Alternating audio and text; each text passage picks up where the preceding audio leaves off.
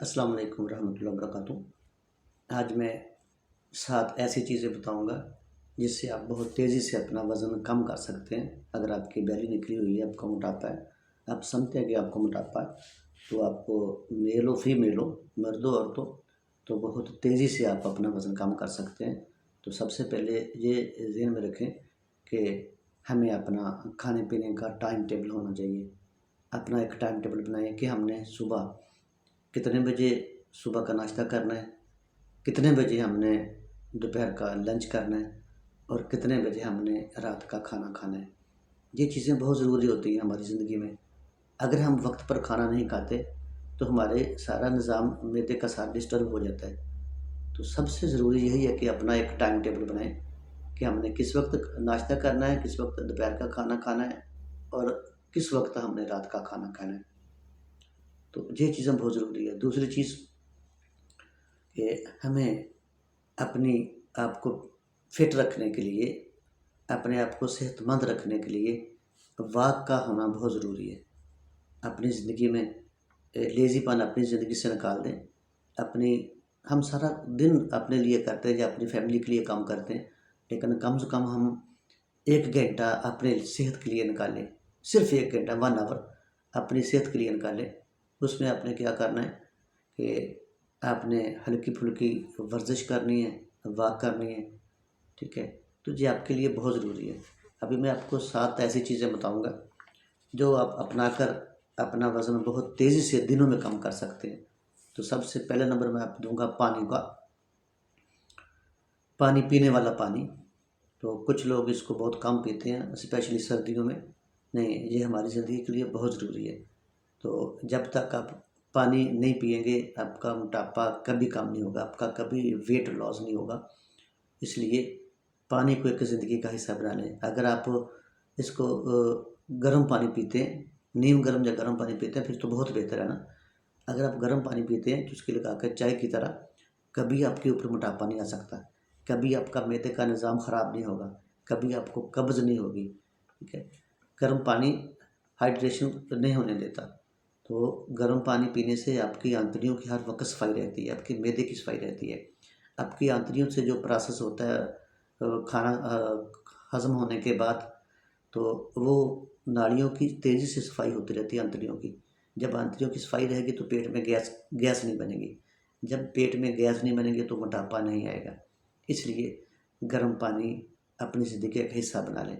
Number 2 पे मैं आपको बताऊँगा सेब का सिरका। सुबह सेब एक रोज़ाना आप एक सेब भी खा सकते हैं।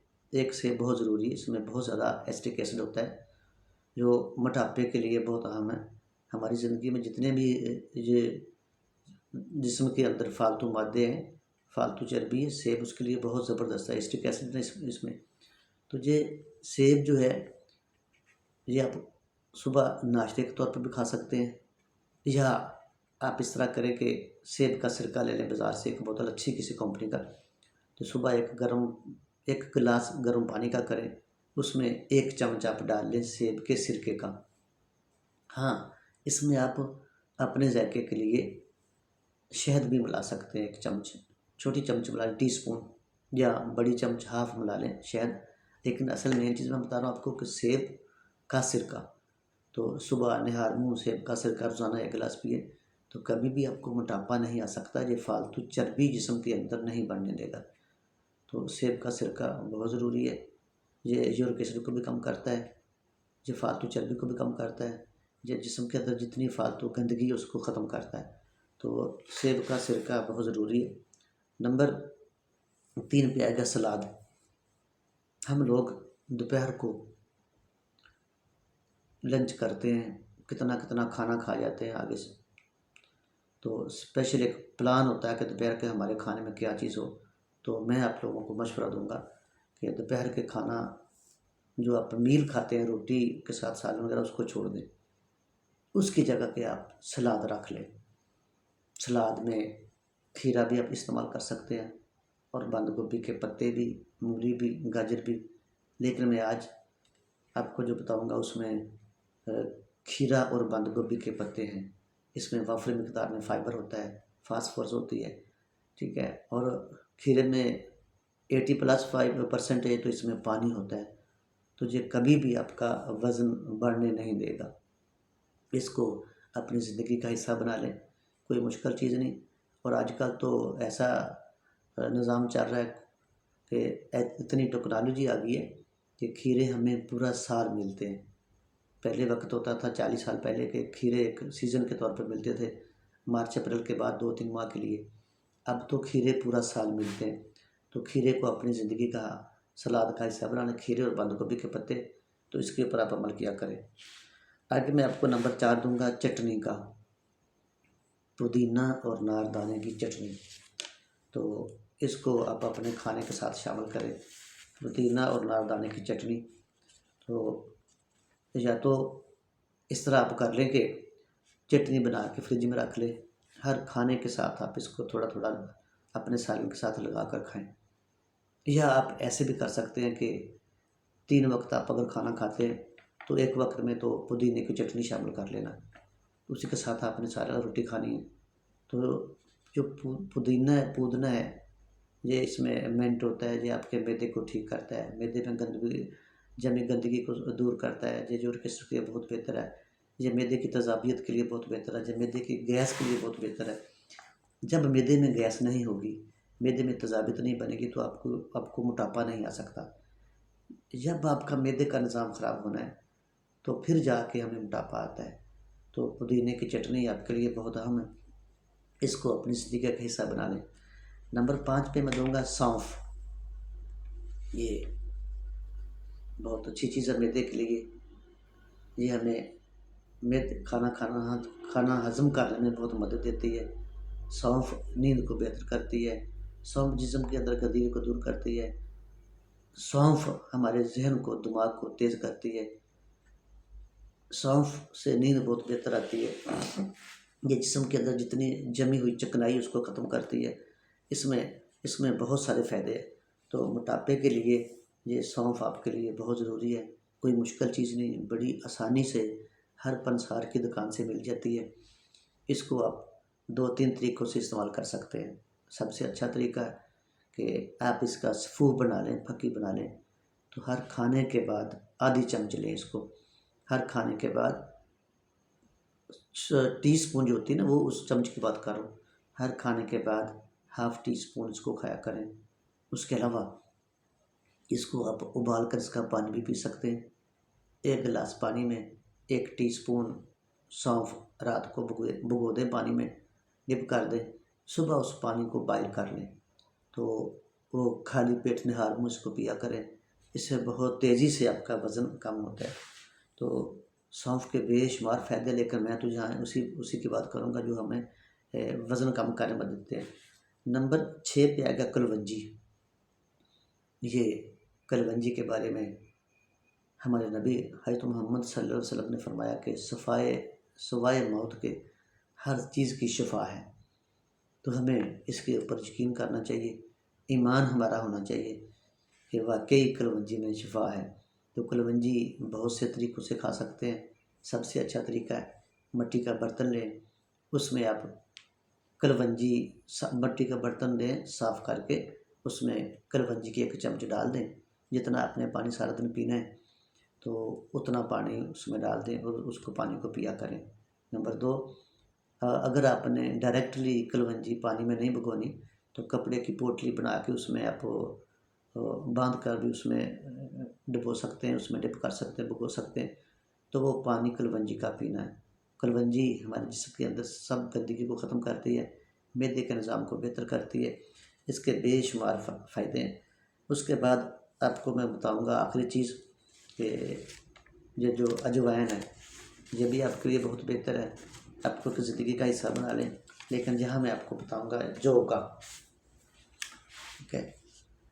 अजवाइन का मैं किसी और वीडियो में बताऊंगा, क्योंकि मैंने आज सौंफ का बता दिया है ना। तो अब सौंफ के बाद मैं अजवाइन को किसी और नंबर पे दूंगा।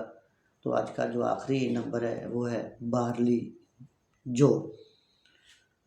जो पैगंबरों के वक़्त से लेके आज से हज़ारों लाखों सालों से लेके, ठीक है, मैंने एक रिवायत में पढ़ा था कि नूह अलैहिस्सलाम भी जौ की रोटी खाते थे। तो हज़रत मोहम्मद सल्लल्लाहु अलैहि वसल्लम ने जौ के दलिए को बहुत ज़्यादा अहमियत दी है। तो जो हमारे जिस्म के अंदर किसी जगह भी कोई गंदगी हो उसको बाहर निकालता है, गंदगी को ख़त्म करता है। जो अल्लाह के नबी सल्लल्लाहु अलैहि वसल्लम के ज़माने में अम्मा आयशा सिद्दीक़ा रज़ियल्लाहु तआला अन्हा फरमाती हैं कि अगर किसी घर में कोई मरीज़ कोई इंसान बीमार हो जाता, मरीज़ बन जाता, तो अगर हमारे पास पूछने आते कि क्या दें उसको, तो आका दो जहां सल्लल्लाहु अलैहि वसल्लम फरमाते कि जौ का दलिया दो। ठीक है, जौ का दलिया चूल्हे पर रख दो। तो जौ का दलिया आपने बहुत ज़्यादा इसको अहमियत दी है, तो इसको शहद मिलाकर भी इस्तेमाल कर सकते हैं। जो जौ को दलिए के तौर पर इस्तेमाल करें। मैदे के तमाम मसाइल, मैंने एक और वीडियो में बताया था, आपके मैदे के अंदर आंतड़ियों के अंदर सोजिश है, मैदे के अंदर सोजिश है, आपका मैदा खाना हजम नहीं करते, तो जौ का दलिया बनाएं। नीचे उतार कर तो जब नीम गर्म हो जाए इसमें 1 चम्मच शहद की मिलाकर हनी की, तो उसको मरीज़ को खिलाएं।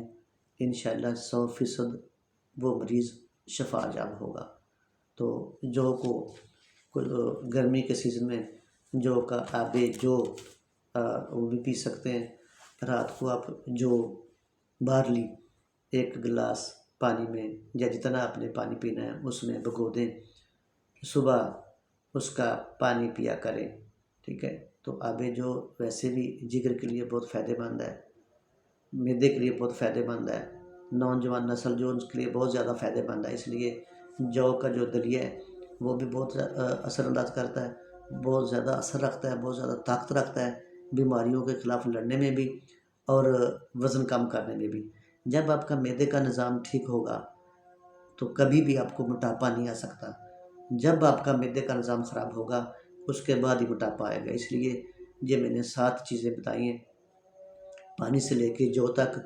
ये सारी ऐसी 7 चीज़ें, 7 ऐसी ग़िज़ाएँ हैं जो हमारे मैदे के निज़ाम को बेहतर रखती है, मैदे के निज़ाम को बेहतर बनाती है, मैदे में गंदगी को नहीं रुकने देती, मैदे में गैस तेज़ाबियत नहीं बनने देती। और जब तक मैदे का निज़ाम ठीक रहेगा आपको कभी भी मोटापा नहीं आ सकता। मेल हो फीमेल हो, मर्द हो औरत हो, लेकिन याद रखना अपने मैदे को ठीक रखें। अगर आप ये 7 चीज़ें अपनाएंगे, ये 7 तरीके अपनाएंगे, तो कभी भी आपका मैदे का निज़ाम ख़राब नहीं होगा। और जब तक आपका मैदे का निज़ाम ख़राब नहीं होगा आपके ऊपर मोटापा नहीं आ सकता। इसलिए इसके ऊपर अमल करें, इंशाअल्लाह आपको कभी भी मोटापे का मसला नहीं बनेगा और बहुत तेज़ी से मोटापा आपका वज़न कम होगा। अगर आप 21 दिन भी इस्तेमाल कर लेंगे, सिर्फ 21 दिन 21 डेज़, तो 21 दिनों तक आपका वज़न 2 से 3 किलो आपका वज़न कम हो जाएगा। 2 से 3 किलो, तो 2 से 3 किलो वज़न इतने तेज़ी से कम होगा कि आप हैरान रह जाएंगे। तो इतना वज़न इतने दिनों में कम होना एक बहुत बड़ी नेमत है। इसके ऊपर अमल करें और अगर इसके ऊपर आप अमल कर लेंगे तो यकीन करें 100% ही आपको फ़ायदा होगा। जब आपको मोटापा नहीं आएगा आप बहुत सारी बीमारियों से बच जाएंगे। ठीक है, इसके ऊपर अमल करें। अल्लाह हाफ़िज़।